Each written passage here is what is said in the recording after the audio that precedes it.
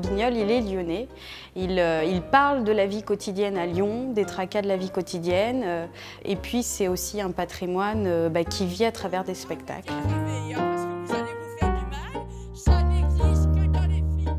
Pour être un bon interprète de Guignol, il faut sculpter ses marionnettes, à défaut savoir les sculpter. Avant de sortir ses boyaux en scène, quand on est l'interprète, savoir tout ce qu'on peut tirer du jeu de la marionnette.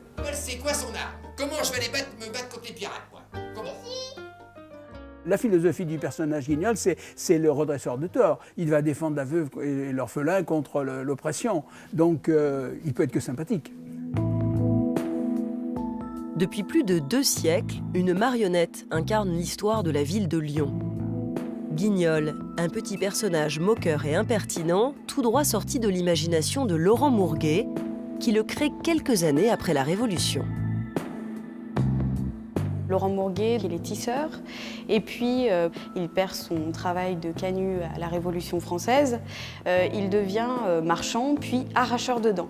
Et lui, il a l'idée, pour attirer les clients, de faire des spectacles de marionnettes. Laurent Mourguet met d'abord en scène Polichinelle et Arlequin, inspirés de la Commedia dell'arte. Et puis, peu de temps après, il décide de créer un personnage qui lui ressemble, et ce sera le personnage de Guignol, qui ressemble à Laurent Mourguet, qui est canut, qui est domestique et qui représente le petit peuple.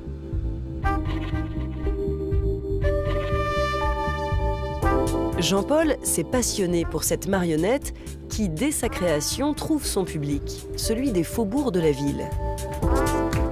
La spécificité de ce théâtre, c'est que c'est un théâtre populaire. Au départ, c'était pour véhiculer la parole populaire, pour véhiculer des informations, parce qu'à l'époque, il n'y avait pas d'information. L'information se faisait par les bateaux, par les crocheteurs, par les bateleurs, les choses comme ça. Laurent Mourguet allait sur les bords des ports à Lyon pour raconter justement dans sa gazette satirique tout ce qui se passait à Lyon.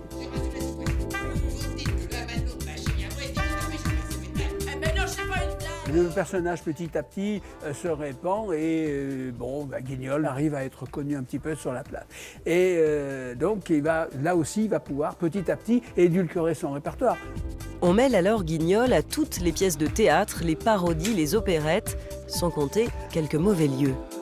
Guignol a été grivois et les pièces qui étaient données elles étaient particulièrement grivoises. Il y a eu des lieux où il a été carrément censuré parce que c'était presque pratiquement des bordels. Damien est marionnettiste et sculpteur. Il fabrique et restaure les marionnettes à gaines. Notre génération a reçu un cadeau extraordinaire dans ce qui fait réfléchir, parodier, susciter la colère quand on parodie les grands de ce monde, cet esprit critique qui n'est pas que propre à Guignol, c'est déjà des Voltaire. Guignol en est détenteur. Pour préserver la tradition, la marionnette doit être sculptée dans du tilleul. Tout part d'un morceau de bois pour la tête, pour les mains. Ensuite, toujours dans la tradition, on va également devoir se fournir en cuir pour pouvoir faire les manchons qui vont servir à bouger la marionnette et les pièces de tissu pour la confection du costume. Le pinceau vient ensuite donner vie à la marionnette. Il faut toujours penser que la marionnette n'est pas là pour être belle, elle est là pour jouer un spectacle. Et l'expression qu'elle va avoir, que ce soit Guignol ou les autres, va être donnée avec la peinture. Un maquillage proche des yeux donne un personnage joyeux, un maquillage plus bas donne un personnage sournois. Il faut dire qu'au jeu des apparences, Guignol est un as. Guignol, c'est un masque dans le sens où le comédien qui se grime aura toujours sa part d'humanité. Et Guignol, il a cette facilité-là, c'est que là où les autres personnages vont parler à Guignol, Guignol va rompre le 4e mur, ce qu'on a des fois avec la scène, à savoir, il va s'adresser au public. Ce franc-parler, cet esprit frondeur, ne tarderont pas à déplaire aux puissants. Une petite marionnette, un bout de bois, du chiffon, va être censuré. S'il a été censuré, c'est pour des raisons politiques. Napoléon III a pris ombrage de ce qui pouvait se dire dans les théâtres, comme on disait à l'époque, à la Guignol.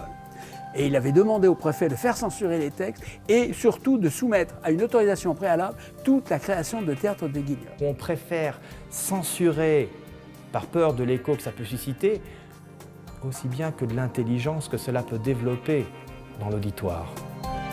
Mais Guignol a la peau dure et la figure résiste au point de devenir victime de son succès. La deuxième partie du 19e, Guignol va s'embourgeoiser, les auteurs vont faire des pièces pour les enfants. Donc on va faire des tas de pièces pour les enfants et les enfants vont s'accaparer ce Guignol. Guignol, désormais l'ami des enfants, va essaimer dans toute la France. Il y a une quinzaine de théâtres Guignol à Paris, vous en avez à Bordeaux. Bon, il n'y a pas l'accent lyonnais ni le parler lyonnais, mais il y a quand même un petit peu l'esprit quand même de Lyon. Il faut savoir le différencier du reste des marionnettes. N'est pas Guignol qui veut. C'est exactement ça. C'est pas la peine de poser des questions à d'autres, je vais y répondre tout seul. Enfin, qui de nous deux manipule qui ?